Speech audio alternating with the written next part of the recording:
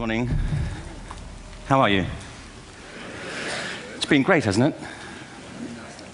I've been blown away by the whole thing. In fact, I'm leaving.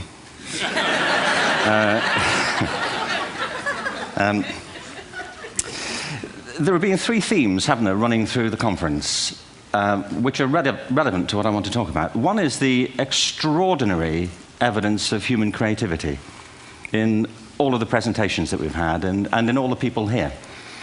Just the variety of it and the range of it. The second is that it's put us in a place where we have no idea what's going to happen in terms of the future. No idea how this may play out. I have an interest in education. Actually, what I find is everybody has an interest in education. Don't you? I find this very interesting. If you're at a dinner party and you say you work in education, actually, you're not often at dinner parties, frankly, if you work in education. You're not asked, you know, and you're never asked back, curiously. That's I think it strikes me. But if you are, and you say to somebody, they say, what do you do? And you say, you work in education, you can see the blood run from their face. They think, oh my God, you know, why me? It's my one night out all week.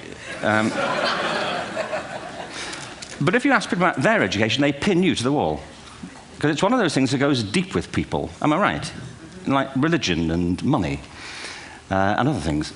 So I have a big interest in education, and I think we all do. We have a huge vested interest in it, partly because it's education that's meant to take us into this future that we can't grasp. If you think of it, children starting school this year will be retiring in 2065. Nobody has a clue, despite all the expertise that's been on parade for the past 4 days, what the world will look like in 5 years' time. And yet we're meant to be educating them for it. So the unpredictability, I think, is extraordinary. And the third part of this is that we've all agreed, nonetheless, on the really extraordinary capacities that children have, their capacities for innovation. I mean, Serena last night was a marvel, wasn't she? Just seeing what she could do. And she's exceptional, but I think she's not, so to speak, exceptional in the whole of childhood. What you have there is a person of extraordinary dedication who found a talent. And my contention is all kids have tremendous talents, and we squander them pretty ruthlessly. So I want to talk about education, and I want to talk about creativity. My contention is that creativity now is as important in education as literacy, and we should treat it with the same status. Thank you.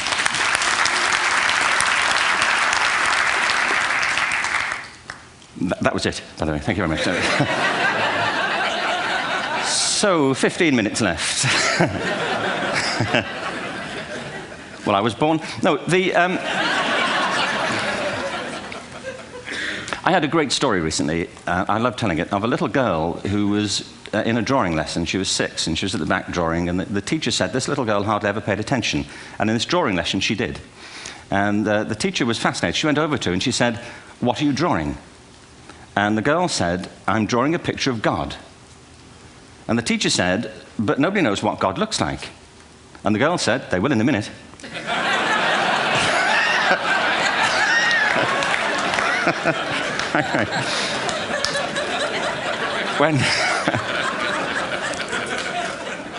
When my son was 4 in England, actually he was 4 everywhere, to be honest. I mean, if we're being strict about it, wherever he went, he was 4 that year. But he was in the Nativity play. Do you remember the story? No, it was big. It was a big story. Mel Gibson did the sequel. You may have seen it. I don't know. It was Nativity 2. But James got the part of Joseph, which we were thrilled about. We consider this to be one of the lead parts. We had the place crammed full of agents and T-shirts, you know. James Robinson is Joseph. He didn't have to speak, but do you know the bit where the 3 kings come in? They come in bearing gifts, and they bring gold, frankincense, and myrrh. This really happened. We're sitting there, and they, I think, just went out of sequence. Because we talked to the little boy afterwards and said, you know, are you okay with that? And they said, yeah, why was that wrong? They just switched. I think that was it. Anyway, the 3 boys came in, little 4-year-olds with tea towels on their heads, and they put these boxes down. The first boy said, I bring you gold. And the second boy said, I bring you myrrh. And the third boy said, Frank sent this.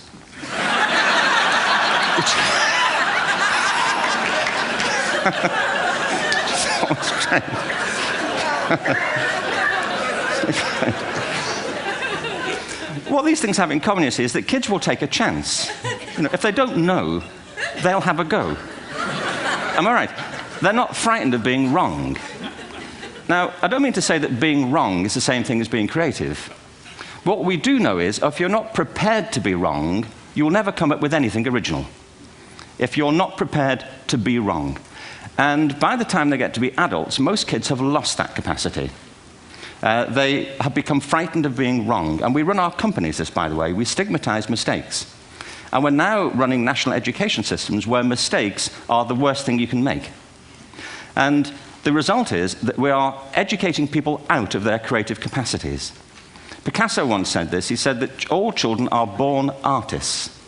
The problem is to remain an artist as we grow up. I believe this passionately, that we don't grow into creativity, we grow out of it. Or rather, we get educated out of it. So why is this? I lived in Stratford-on-Avon until about 5 years ago. In fact, we moved from Stratford to Los Angeles. So you can imagine what a seamless transition this was from LA. Actually, we lived in a place called Snitterfield, just outside Stratford, which is where Shakespeare's father was born. Are you struck by a new thought? I was. You don't think of Shakespeare having a father, do you? Do you? Because you don't think of Shakespeare being a child, do you? Shakespeare being 7. I never thought of it. I mean, he was 7 at some point. He was in somebody's English class, wasn't he? Do you understand? Really? How annoying would that be?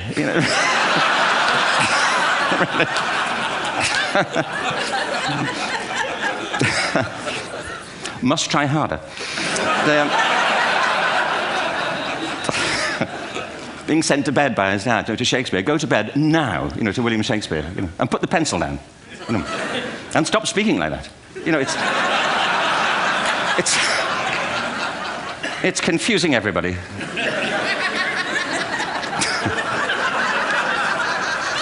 Anyway, we moved from Stratford to Los Angeles, and I just want to say a word about the transition. Actually, my son didn't want to come. I've got 2 kids. He's 21 now, and my daughter's 16. He didn't want to come to Los Angeles. He loved it, but he had a girlfriend in England. This was the love of his life, Sarah. He'd known her for a month. Mind you, they'd had their 4th anniversary by then, because it's a long time when you're 16. Anyway, he was really upset on the plane. He said, "I'll never find another girl like Sarah." And we were rather pleased about that, frankly, because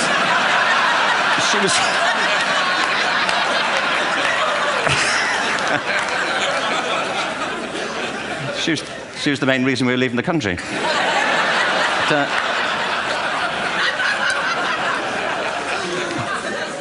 But something strikes you when you move to America and when you travel around the world. Every education system on Earth has the same hierarchy of subjects. Everyone, doesn't matter where you go. You think it would be otherwise, but it isn't. At the top are mathematics and languages, then the humanities, and at the bottom are the arts, everywhere on Earth. And in pretty much every system, too, there's a hierarchy within the arts. Art and music are normally given a higher status in schools than drama and dance. There isn't an education system on the planet that teaches dance every day to children the way we teach them mathematics. Why? Why not? I think this is rather important. I think maths is very important, but so is dance. Children dance all the time if they're allowed to. We all do. We all have bodies, don't we? Did I miss a meeting? I think... Truthfully, what happens is, as children grow up, we start to educate them progressively from the waist up. And then we focus on their heads, and slightly to one side. If you were to visit education as an alien and say, what's it for, public education, I think you'd have to conclude, if you look at the output, who really succeeds by this? Who does everything they should? Who gets all the brownie points? Who are the winners? I think you'd have to conclude the whole purpose of public education throughout the world is to produce university professors. Isn't it? They're the people who come out the top. And I used to be one. So there. And I like university professors, but, we shouldn't hold them up as the high watermark of all human achievement. They're just a form of life. Another form of life. But they're rather curious, and I say this out of affection for them. There's something curious about professors. In my experience, not all of them, but typically, they live in their heads. They live up there, and slightly to one side. They're disembodied, in a kind of literal way. They look upon their body as a form of transport for their heads. It's... Don't they? It's a way of getting their head to meetings.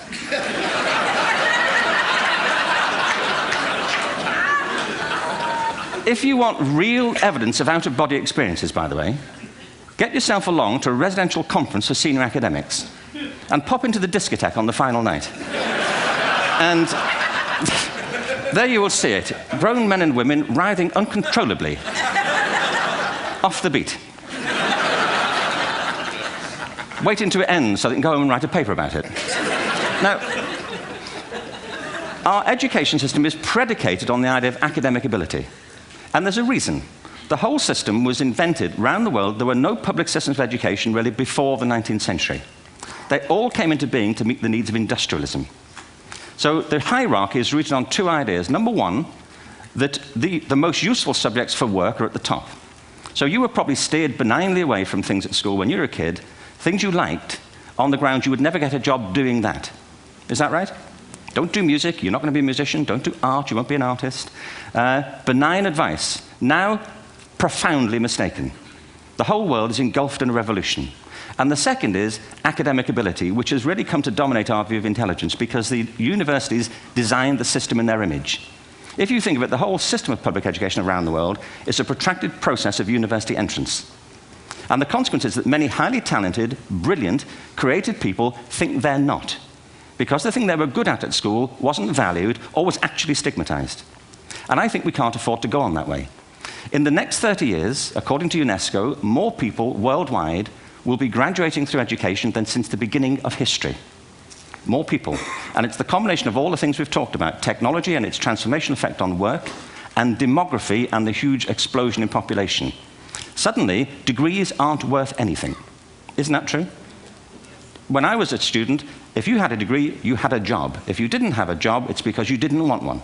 And I didn't want one, frankly. So, but now, kids with degrees are often heading home to carry on playing video games because you need an MA, where the previous job required a BA, and now you need a PhD for the other. It's a process of academic inflation, and it indicates the whole structure of education is shifting beneath our feet. We need to radically rethink our view of intelligence. We know three things about intelligence. One, it's diverse. We think about the world in all the ways that we experience it. We think visually, we think in sound, we think kinesthetically, we think in abstract terms, we think in movement. Secondly, intelligence is dynamic. If you look at the interactions of a human brain, as we heard yesterday from a number of presentations, intelligence is wonderfully interactive. The brain isn't divided into compartments.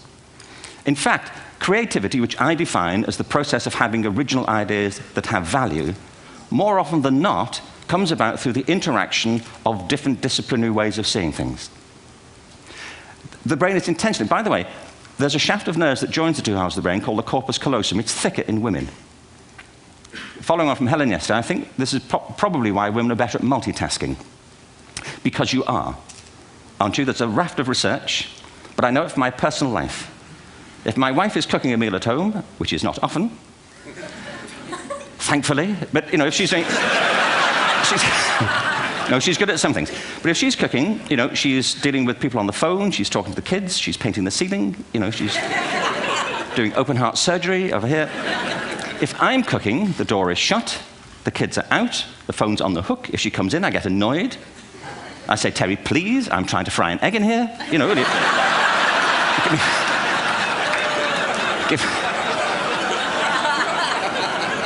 Give me a break.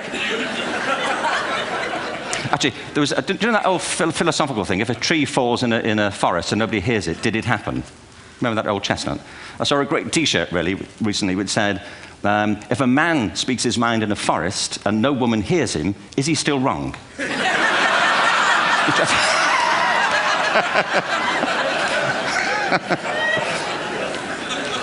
And the third thing about intelligence is it's distinct. I'm doing a new book at the moment called Epiphany, which is based on a series of interviews with people about how they discovered their talent. I'm fascinated by how people got to be there.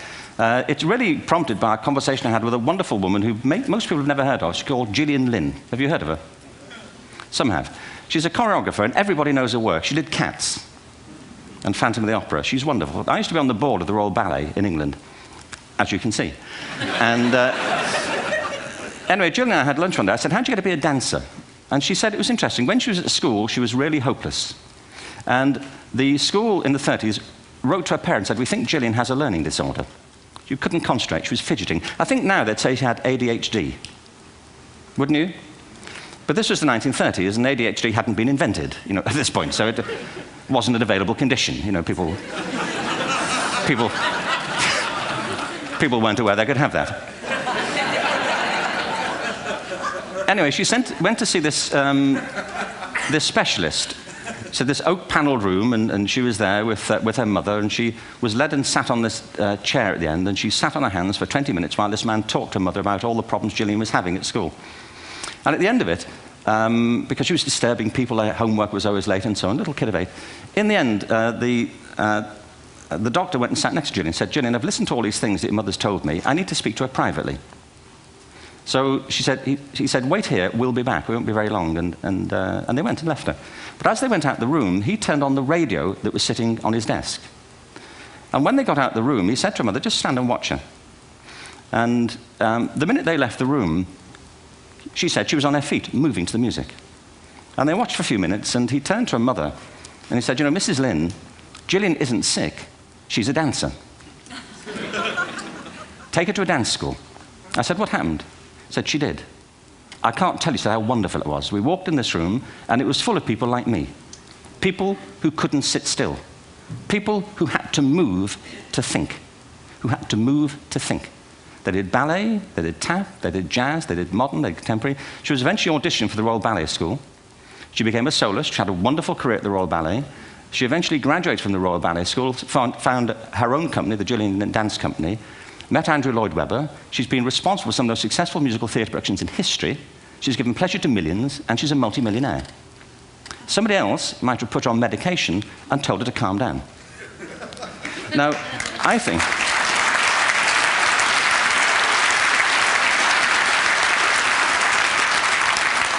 What I think it comes to is this. Al Gore spoke the other night about ecology and the revolution that was triggered by Rachel Carson.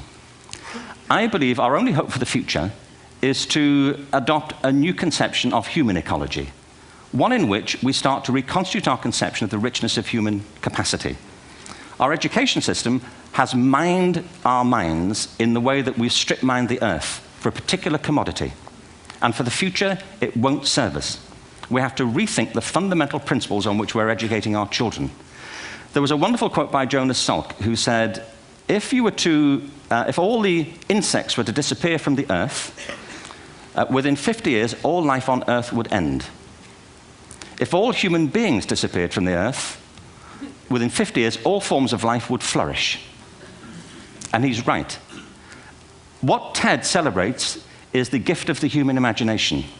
We have to be careful now that we use this gift wisely and that we avert some of the scenarios that we've talked about. And the only way we'll do it is by seeing our creative capacities for the richness they are and seeing our children for the hope that they are.